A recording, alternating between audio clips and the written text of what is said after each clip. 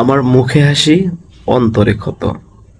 বিষয়টা এমন, আসলে বুকটা ভারী, তারপরে হাসি দিচ্ছি মুখে একটা বিষয় নিয়ে, যেটা হচ্ছে আমাদের চরাঞ্চলের মানুষের মানে প্রাণের দাবি ছিল যমুনা উপজেলা বাস্তবায়ন এবং ভেটোয়া ব্রিজ অনেক দিন আগের দাবি। সেটা নিয়ে আমাদের গাজীপুর সিরাজগঞ্জ ১ আসনের এমপি জনাব মোহাম্মদ সেলিম রেজা ভাই, তিনি হয়তো আজকে প্রথম অধিবেশনে এই দাবিটা উত্থাপন করবে আমাদের চরাঞ্চলবাসীদের।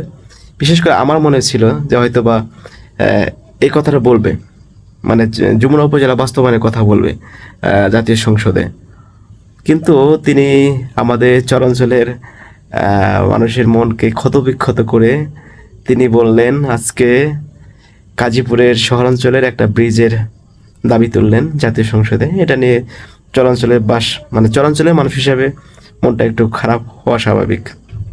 তারপরেও ভালো লেগেছে, তিনি মাত্র 2 মিনিট কথা বলেছে জাতীয় সংসদে। আর আরেকটা বিষয় হচ্ছে, আমি একটু আবেগে পোস্ট করেছি যে চরাঞ্চলে শুধু নেতারা আসে ভোট নিতে, উন্নয়নের দিকে কোনো তাকায় না। হ্যাঁ, এরকমটা হয়েছে বিগত 54 বছর আমরা দেখেছি, এরকমটা হয়েছে। সেই ইয়ে থেকে আমরা আক্ষেপ করতেই পারি। ইনশাল্লাহ এমনটা হবে না। আমাদের সেলিম রেজা সাহেব, এমপি সাহেব আমাদের নিরাশ করবে না, এখন বলেনি, কিন্তু আগামী অধিবেশনে হয়তো বা যমুনা উপজেলা নিয়ে কথা বলবে, ভেটোয়া ব্রিজ নিয়ে কথা বলবে, আরও যারা যত ইয়ে আছে সামাজিক অবকাঠামোর উন্নয়ন করতে হয় সেগুলো নিয়ে কথা বলবে। যাক, একটা বিষয় যেটা ভালো লেগেছে, আমাদের এমপি সাহেব, তাকে হাজার হাজার বার স্যালুট জানাই একটা বিষয় নিয়ে। তিনি 2 মিনিট সময়ের মধ্যে তার এলাকা বলতে আমাদের এলাকার উন্নয়নের কথা বলেছে।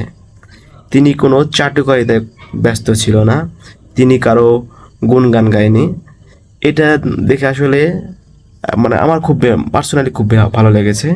কারণ হচ্ছে যে আমরা দেখেছি অনেক এমপি মন্ত্রীরা 5 মিনিট, 6 মিনিট, 8 মিনিট করে টাইম পায়। তার মধ্যে যে ব্যক্তি 5 মিনিট টাইম পায় সে ব্যক্তি চেষ্টা করে 6 মিনিটই চাটুকারিতা করার জন্য, বিভিন্ন ব্যক্তির গুণগান গাওয়ার জন্য। বর্তমান এমপি মন্ত্রীরা গুণগান গায় কাদের? শহীদ প্রেসিডেন্ট জিয়াউর রহমানের, দেশনেত্রী বেগম খালেদা জিয়া, তাকে নিয়ে গুণগান গায়।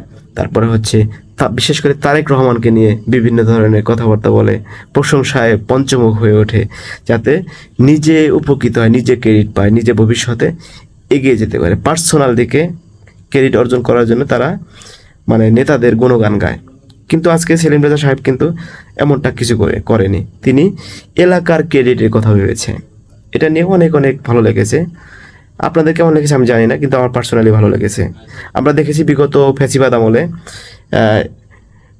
আওয়ামী আমলে একটা এমপি মধ্যে যদি 10 মিনিট টাইম পেত, তারা 12 মিনিট চেষ্টা করত বঙ্গবন্ধু শেখ হাসিনার গুণগান গাইতে।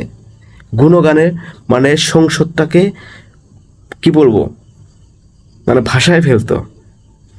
সারাক্ষণ শুধু চাটুকারিতা চাটুকারিতা চাটুকারিতা চাটুকারিতা করে করে দেশটাকে একদম জঘন্য বানিয়ে ফেলছিল। এই চাটুকারিতা করে দেশটাকে নষ্ট করে ফেলছিল। এখনও কিছু কিছু, সবাই করে না, কিছু কিছু লোক করতেছে, দেখতেছি আমরা। আর ফ্যাসিবাদ আমলে তো শুধু বঙ্গবন্ধু বঙ্গবন্ধু আর শেখ হাসিনা, এদের এলাকার উন্নয়নের কোনো কথাই বলতো না, নিজের এলাকার উন্নয়নের কোনো দাবিই করতো না। শুধু কীভাবে নিজের ক্রেডিট বাড়ানো যায়, নিজে উপকৃত হওয়া যায়, নিজে এগিয়ে যাওয়া যায়, সেই সম্পর্কে ধারণা ছিল তাদের মনের মধ্যে, খালি নিজের নিজে পদোন্নত করার জন্য। কিন্তু আমাদের সেলিম রেজা সাহেব নিজের স্বার্থ বোঝেনি, তিনি এলাকার স্বার্থ বুঝেছে। সুতরাং আজকে হয়তো বা সময়ের অভাবে আমাদের চরাঞ্চল নিয়ে কথা বলতে পারে না। ইনশাল্লাহ আগামী অধিবেশনগুলোতে আমাদের চরাঞ্চলে, বিশেষ করে যমুনা উপজেলা বাস্তবায়ন এবং ভেটোয়া ব্রিজ নিয়ে কথা বলবে, এই প্রত্যাশায় রাখি। এবং বলতেই হবে, এটা আমাদের দাবি না, এটা আমাদের অধিকার। আমাদের অধিকার, চরাঞ্চলের মানুষের অধিকার আমাদেরকে বুঝিয়ে দিতে হবে। এবং কি সেলিম রেজা সাহেব, তিনিও তার অধিকার জাতীয় সংসদ থেকে বুঝে নেবে, তিনি আমাদেরকেও আমাদের অধিকার বুঝিয়ে দেবে। সো এটা নিয়ে কোনো চিন্তা করার দরকার নেই।